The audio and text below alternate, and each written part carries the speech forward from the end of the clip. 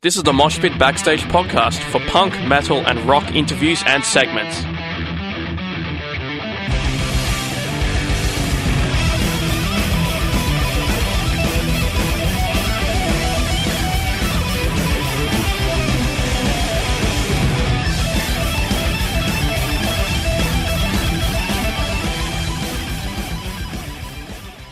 Hi everybody, this is Leif from the Doomsday Kingdom. You are listening to MOSHPIT on Sten. Leif is the founder and bassist of Swedish doom metal band The Doomsday Kingdom, who will be releasing their self-titled debut album on the 7th. Leif, thank you so much for joining me. Yeah, absolutely, my pleasure. So, talk a little bit about how this band began, because I think people who are familiar with you might be familiar with you from your other bands, AVATARIUM and CANDLEMASS. How did this band begin? Well, first of all, I must say that I don't really play with AVATARIUM. I'm more of a songwriter in that band. And with CANDLEMASS, CANDLEMASS not recording any albums anymore, I just felt I needed to do something, creatively, because I am a songwriter. I love to write music as much as I love to play it. So I just needed to do something, and out of this, frustration, the Doomsday Kingdom was born. So, when you're a creative person, and when you love hard rock and doom and metal as much as I do, you need to do something, You can't just walk around and do nothing or, write songs for other people. You need to do something yourself that pleases you, yourself, So that's very important, I think. So for those people who, I think most people who listen to music aren't songwriters themselves, what is it particularly about writing a song that's for yourself, that it's no one else really has to sign off on? What is that it really appeals to you? I like to sit down with the guitar and think and play, and I love a riff, for example. I love a really good riff, like they were done in the 70s, pretty much. I also love, the riffs from the new wave of British heavy metal, or the new wave of American heavy metal, from the early 80s, when I think metal had its high point for me anyway. So, I feel very fulfilled when I come up with a riff. That's absolutely a great feeling for me. And even though it is recorded, it might not turn out as a song, but it's a start anyway. You have to start somewhere. But the entire creative process is great. For me anyway. Other people might get a kick out of, jamming in the rehearsal room or playing live. I think I'm going more and more towards, the songwriting side of things, because I really feel good in the studio when I sit there and work with a riff, and you add a guitar or you add drums or vocals or whatever. When you see the song just building up, I love that. That's the best feeling in the world for me. When the song is building up, and it's almost on the way of reaching perfection or whatever. I don't know how to explain it, but it's a great feeling when you see. When you follow a song from idea to finish, and when it feels great, like when we did the Never Machine track on the Doomsday Kingdom album.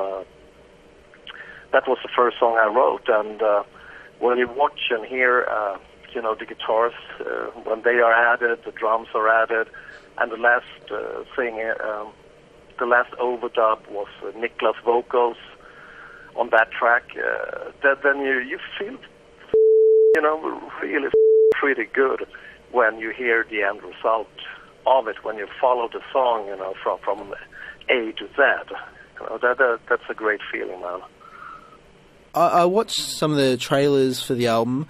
I've listened to the album, and there's a clear influence, as you've talked about, in regards to bands like Venom, Dio, Judas Priest, all these kind of very, I know, sort of we often think of as kind of classical metal bands. But for you, a lot of the music you write, and particularly, for this album, is very much angled towards a kind of slower doom metal style. What attracts you to that, even though there's such a clear influence that you talk about from some of these kind of faster bands in that certain way? I think it's my total love and devotion of Black Sabbath, actually. I think it's that simple. So you don't have to go deeper than that. That's fair. I love the first 8 Sabbath albums with Ozzy. I also totally love the stuff they did with Dio. So, a great doom riff a la Tony Iommi, that's, perfection. And I don't know if I even come close to that, I will be very, very happy. So you always have those heavy riffs in the background, I guess, even though you write faster stuff or double bass drum songs or lighter stuff even. There's always Black Sabbath there in the background somewhere anyway, I think. So, but with the latest AVATARIUM album, I wrote 6 out of 8 songs on that one. There's more stuff from the 70s on that record, in the style of early Deep Purple or early Uriah Heep, early Blue Oyster Cult, for example. So on that record, I tried to go out of the Black Sabbath box and make songs more in that 70s hard rock vein. So that album is coming out pretty soon too. So I try to vary stuff a little bit. So stuff I do for CANDLEMASS, for example, it is more doom oriented. With Doomsday Kingdom, I think it's a bit more metal oriented than doom. But other people might say, "Oh yeah, it's another Leif record." In terms of the album, it's interesting. I was talking to a guy who plays sort of thrash metal the other day, and he says, in terms of writing lyrics, they just sort of come to him, and he just kind of scrawls them out. How do you go about writing lyrics? Because it's kind of very interesting things like I think it's in the Scepter you talk about the Red Queen and this kind of forever war and stuff like. How do you go about writing lyrics? I just try to write lyrics that are interesting to myself. Before, in CANDLEMASS, it was more towards, fantasy or sci-fi or horror. But the more older I get, the more I guess, political is not a good word. I'm not a very political person, even though I have political views, I guess. I think everybody has it. But on the Doomsday Kingdom record, I think the lyrics are more personal than anything else, because I was very sick at the time when I wrote the record. I was really burned out, and I had hit the wall, and I felt really. So a lot of the songs on the record are about me feeling like or being very sick, like a spoonful of darkness.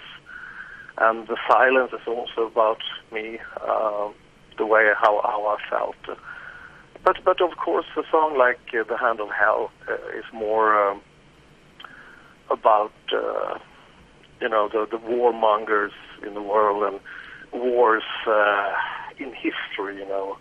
How people are so willing to go out to war for just very for unclear reasons. So today I think maybe people more are questioning our leaders more than they did before. But even so, we have some places on the planet that are pretty bad. North and South Korea and Russia and the things going on with a terrorist threat from IS and everything. So there's still in the world, I guess, and I just want to write a song about it. So and a lot of people ask me about the Hand of Hell video and stuff, but that was not really me. It was the video director. But I still think the video is kind of cool in a way, even though it didn't turn out really as how I wanted it to turn out. But it's not wrong, It's a lot of crap going on in the world right now, and people are still willing to kill each other for strange, stupid reasons. So as long as it is like this, I think there's need for writing songs about it too. You're playing at the Roadburn. I think is it later this month. Yeah, it's the 23rd of April. You haven't played a show in a while. How are you feeling about playing that show? A bit nervous, I guess. I haven't played live in like 3 years, so a little bit nervous, a little bit anxious, but it also feels pretty good, actually. It's like 50-50, I guess. So I really look forward to the gig, and we have to make sure we rehearse. So without rehearsal, we're gonna be fucked. Because the guitar player is out with a band called Swede. He's out on the road with them. He comes back 2 days before the gig.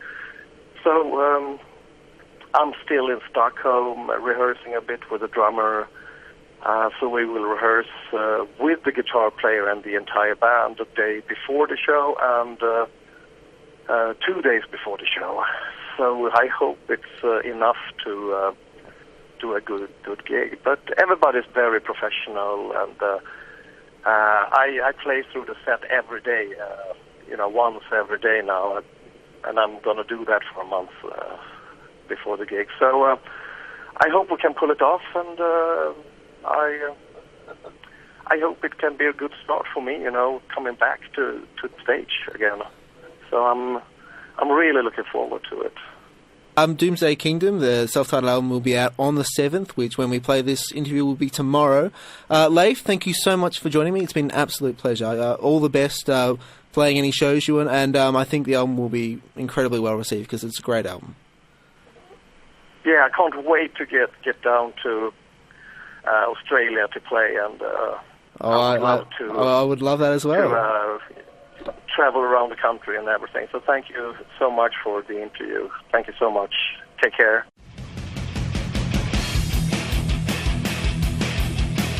Thanks for listening to the MOSHPIT Backstage podcast. You can subscribe to us on iTunes and Omni. To find out more about the show, go to www.syn.org.au/moshpit. Like us on Facebook at facebook.com/moshpitonsyn, and follow us on Twitter and Instagram at moshpitsyn. The regular MOSHPIT radio show broadcasts punk, rock and metal tunes and interviews every Thursday nights on SYN 90.7 on FM and digital radios. Listeners outside of Melbourne, Australia can stream SYN 9.7 online at www.syn.org.au. Thanks to Vintage Ruin for the music. Hi, this is Tomato from Flash Gun Apocalypse. Hi, I'm Enid from Girls Go. I am Phoebe Pinnock from Heavenly Axe. Hey, this is Gary Olney of the Misfits. Hey, this is Kat Sproul from Horizon's Edge, and you're listening to the MOSHPIT on Sin FM.